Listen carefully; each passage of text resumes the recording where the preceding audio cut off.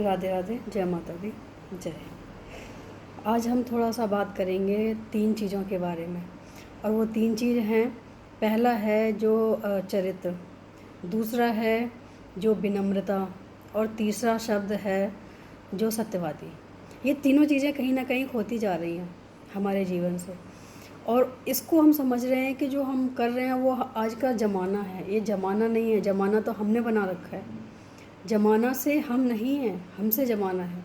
हम जैसा चाहें, ये हमारी मर्ज़ी है। हम अच्छा भी बनना चाहते हैं तो बन सकते हैं, हम गलत भी बनना चाहते हैं तो बन सकते हैं, क्योंकि ये हमारी मर्ज़ी पे डिपेंड करता है। तो बहुत ज़रूरी है कि अगर ये चीज़ें हैं तो आपकी हर परिस्थिति में कहीं ना कहीं ये काम आती हैं। पहला, चरित्रवान होना बहुत ज़रूरी है। आजकल जो संस्कारों को बात लेके करते हैं, उन्हें तो 2 शब्द भी नहीं पता जो जिसको हम सेंस कहते हैं।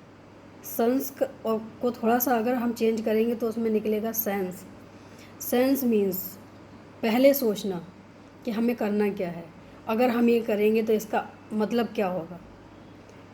तो संस्कार हमारे यही कहते हैं हमेशा कि जो भी करो सोच समझ के करो, अच्छा हो या बुरा हो, इसका नतीजा हमें पहले पता होना चाहिए। जब हम पहले पता कर लेते हैं तो हमसे गलतियाँ नहीं होती हैं। गलतियाँ कहाँ होती हैं? जब हम बिना सोचे विचारे कुछ करते हैं। तो चरित्रवान होना बहुत ज़रूरी है। और सत्यवादी, और ज़रूरी नहीं है कि हम झूठ बोल के ही सारा काम करें, हम सच बोल के भी कर सकते हैं। तो हम सच क्यों नहीं बोलते हैं फिर? हमारी ये प्रॉब्लम सबसे बड़ी है कि हम सोचते हैं कि झूठ बोलने से हमारे काम बनते हैं। बिल्कुल नहीं। एक झूठ के पीछे हमें कई झूठ बोलने पड़ते हैं। ये चीज़ हम क्यों भूल जाते हैं? अगर हम एक गलती करते हैं उसके लिए हमें एक झूठ बोलना पड़ता है, और उस एक झूठ को छुपाने के लिए हमें और कितने झूठ बोलने पड़ते हैं। अगर हम इस चीज़ को समझें कि सिर्फ एक ही है सत्य, अगर हम उसको क्लियर कर दें तो हमें आगे सोचने की ज़रूरत नहीं है, पीछे सोचने की ज़रूरत नहीं है। एक जो सत्य होता है वो हम 10 साल बाद भी बता सकते हैं आपको, लेकिन एक जो झूठ होता है वो हम 10 मिनट बाद भी नहीं बता सकते, क्योंकि हम भूल जाते हैं। सच्चाई कभी भूली नहीं जा सकती है, और झूठा जो होता है शब्द वो कभी याद नहीं रखा जा सकता है। उसको बदलने के लिए आपको दूसरा शब्द इस्तेमाल करना ही पड़ेगा। तो ज़रूरी है कि सत्यवादी बने, अपने भी जीवन में अप्लाई करें, उससे टेंशन फ्री रहेंगे काफ़ी, क्योंकि हमें वो चीज़ हमें याद नहीं करनी पड़ेगी कि हमें आगे क्या बोलना है, जो है वही बोलना है। और दूसरा है विनम्र होना। विनम्रता का मतलब सबसे बड़ा तो ये है कि हम किसी के साथ भी कैसा व्यवहार करते हैं, ये हमारे विनम्रता का परिचय है। हमारे जो बड़े हैं, आदरणीय हैं, उनसे हमेशा हमें झुक के बात करनी चाहिए, नर्म आवाज़ में बात करनी चाहिए। हमारे जो छोटे हैं उनसे हमेशा प्यार से बात करनी चाहिए, क्योंकि ये जो विनम्रता है यही हमारा आभूषण है। आप किस नज़र से, किस शब्द से कैसे बात करते हो, ये बहुत मायने रखता है। विनम्रता अगर जिसके पास है तो वो कभी अपने आप को अकेला ना समझे, और कहीं उसकी बेइज्जती नहीं हो सकती, क्योंकि उसके पास ऑलरेडी इतना धन है विनम्रता का कि वो वही मिलेगा उसको, और कोई उसको नकार नहीं सकता है कि नहीं। विनम्रता कोई छोटी चीज़ नहीं है। विनम्रता हमें मौन रहना सिखाती है। जितना हम कम बोलेंगे उतना हम विनम्र रहेंगे। ज़्यादा बोलने वाले अक्सर वो बोल जाते हैं जो नहीं बोलना चाहिए। तो जो अपनी ज़ुबान पे कंट्रोल करता है, जो अपनी सोच पे कंट्रोल करता है, जो अपने मन पे कंट्रोल करता है, वो विनम्र होता ही है। उसके लिए बहुत ज़रूरी है कि अपने आप को थोड़ा सा चेंज करो। अगर आप हो तो बहुत अच्छी बात है, अगर आप नहीं हो, आपको गुस्सा ज़्यादा आता है, तो थोड़ा सा योग का आप सहारा ले सकते हो।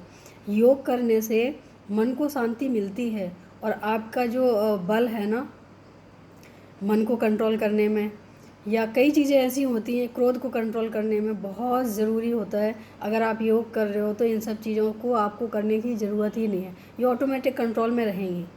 अगर आपको सच में गुस्सा आता है, या किसी से कोई परेशानी रहती है, या आप परेशान रहते हो, आप डिप्रेशन में रहते हो, योग करना स्टार्ट कर दो। आपका आधे घंटे का योग पूरे दिन के लिए फ्री कर देगा।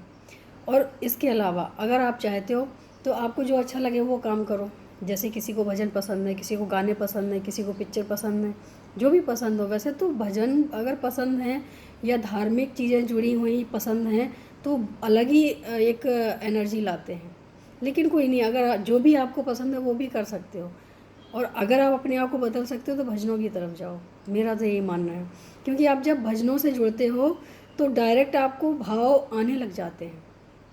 भजन का मतलब होता है कि जब हम एकदम मनमुग्ध हो जाते हैं, धीरे धीरे हमें प्रैक्टिस करनी पड़ती है, टाइम लगता है। जब हम भजन सुनते हैं तो हमें ऐसा लगता है कि कहीं ना कहीं भगवान हमारे आसपास ही है, जब हम दिल से सुनते हैं।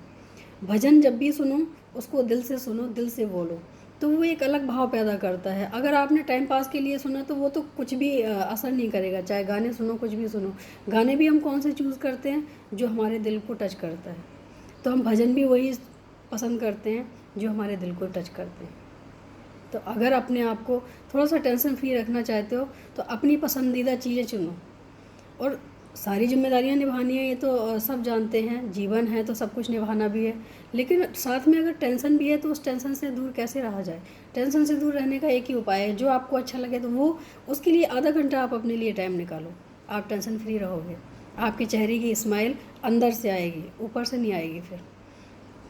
और सबसे बड़ी बात है कि जो चीज़ हमें पसंद होती है उसके लिए हमें कोई एफर्ट्स नहीं करने पड़ते हैं, वो ऑटोमेटिक होती है।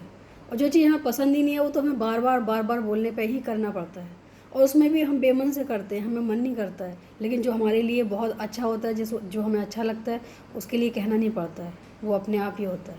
और करना भी ज़रूरी है, क्योंकि उससे हमें खुशी मिलती है। जब हम खुश रहेंगे दूसरों को भी खुश रखेंगे। आज के लिए इतना ही, कल फिर हम लेके आएंगे 2 लाइनें अपने कान्हा जी के लिए।